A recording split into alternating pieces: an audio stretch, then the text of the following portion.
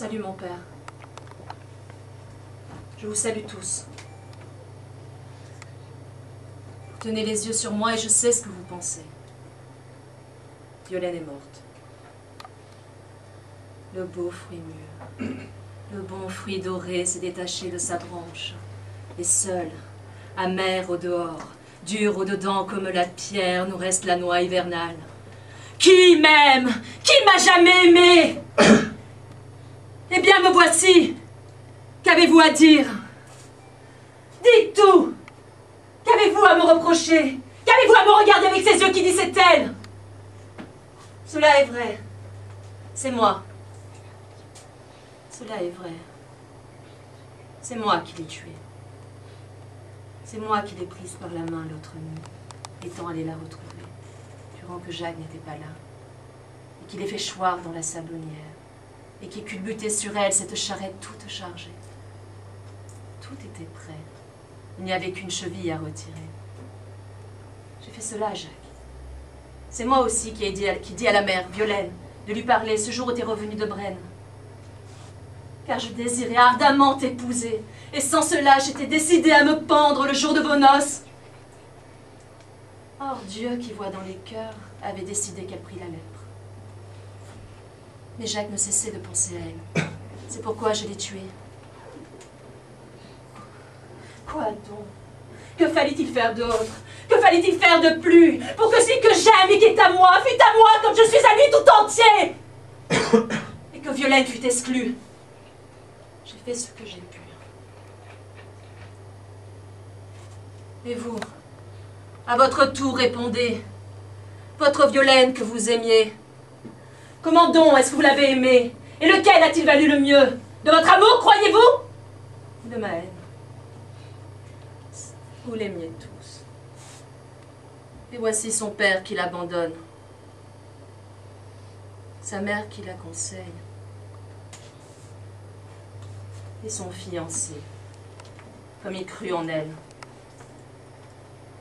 Certes, vous l'aimiez, comme on aime une douce bête, une jolie fleur. Et c'était là toute l'amitié de votre amour. Le mien était d'une toute autre nature. Aveugle, ne lâchant point prise, comme une bête sourde et qui n'entend pas, afin qu'il m'ait tout entière, il me fallait la voir tout entière. Qu'ai-je fait après tout que me défendre? Qui lui a été le plus fidèle, de moi ou de Violaine? De Violaine, qui l'a trahi pour je ne sais quel lépreux, cédant, dit-elle, au conseil de Dieu en un baiser. J'honore Dieu, qu'il reste où il est. Notre malheureuse vie est si courte qu'il nous y laisse la paix. Était-ce ma faute si j'aimais Jacques? Était-ce pour ma joie, pour la dévoration de mon âme? Comment pouvais-je faire pour me défendre, moi qui ne suis ni belle ni agréable, pauvre femme qui ne peut donner que de la douleur? C'est pourquoi je l'ai tuée dans mon désespoir. Ô pauvre crime maladroit, ô disgrâce de celle que l'on n'aime pas, qui rien ne réussit. Que pouvais-je faire puisque je l'aimais qui ne m'aimait pas? Et toi, ô Jacques, pourquoi ne dis-tu rien?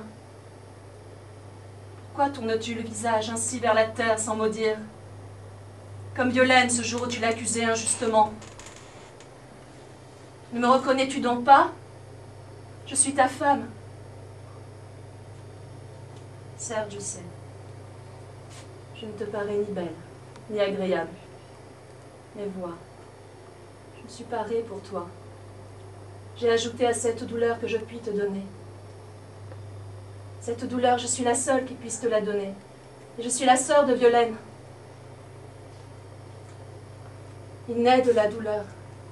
Cet amour ne naît point de la joie, il naît de la douleur. Cette douleur qui suffit à ceux qui n'ont point la joie. Nul n'a plaisir à la voir. Ce n'est point la fleur en sa saison, mais ce qui se cache sur les fleurs qui se fanent. La terre même, la vare terre sous l'herbe, la terre qui ne manque jamais. Et reconnais-moi donc, je suis ta femme, et tu ne peux pas faire que je ne sois point. Une seule chair inséparable. Le contact par le sang et l'âme. Et la confirmation, cette parenté mystérieuse entre nous deux, qui est que j'ai eu un enfant de toi. J'ai commis un grand crime. J'ai tué ma sœur. Et je n'ai point péché contre toi. Et je dis que tu ne peux rien me reprocher. Et que m'importent les autres. Voilà ce que j'avais à dire. Maintenant, fais ce que tu voudras.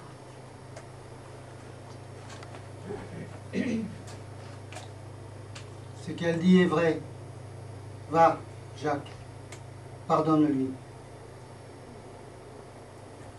Viens donc, Marat.